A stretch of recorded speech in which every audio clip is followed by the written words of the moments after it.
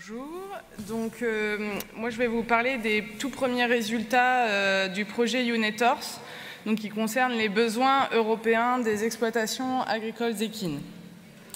Donc d'abord, qu'est-ce que c'est que le projet UNETORS? Donc c'est le premier projet européen de recherche, développement et innovation dédié à la filière équine et qui soit financé par le programme Horizon Europe.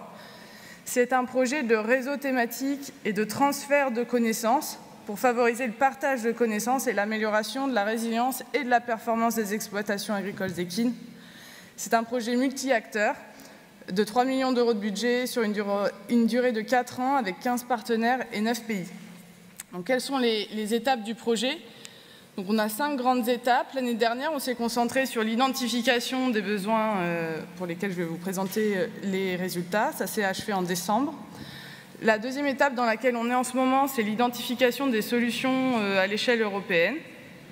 Ensuite, on va devoir évaluer ces solutions pour ne conserver que celles qui sont validées scientifiquement ou par des pairs et qui sont prêtes à être mises en œuvre sur les exploitations, donc sur le terrain, et qui sont les plus efficaces pour améliorer la résilience et la performance des entreprises d'un point de vue global, donc socio-économique, santé, bien-être des équités et durabilité environnementale.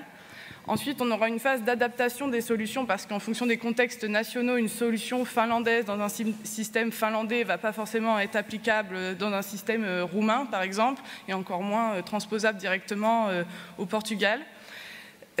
Ensuite, on aura l'étape de diffusion des solutions à travers des journées de démonstration, de la constitution de programmes aussi de formation pour les conseillers et les formateurs en lycée agricole, par exemple, ou même en formation plus secondaire.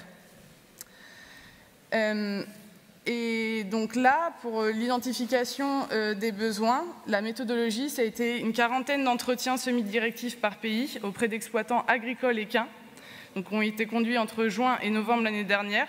Ensuite, on a fait un atelier dans chaque pays multi-acteurs pour identifier d'autres besoins que ceux des interviews et pour prioriser ces besoins.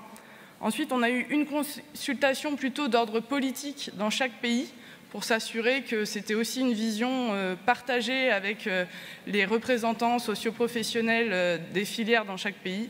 Et ensuite, on a partagé tous ces résultats au niveau européen lors d'un atelier en décembre où chaque pays a présenté ses 5 besoins nationaux prioritaires.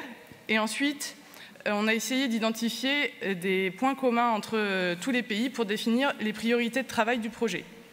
Et donc, ce qu'il faut retenir de cette présentation, ce sont les 9 priorités européennes. Donc, concernant le développement durable, c'est comment adapter les pratiques et la gestion des ressources face au changement climatique, comment améliorer la biodiversité tout en maintenant les activités équines, comment gérer les pâtures face aux différents enjeux à venir. Pour la thématique performance et résilience socio-économique, c'est comment améliorer la rentabilité des exploitations et comment améliorer les conditions de travail.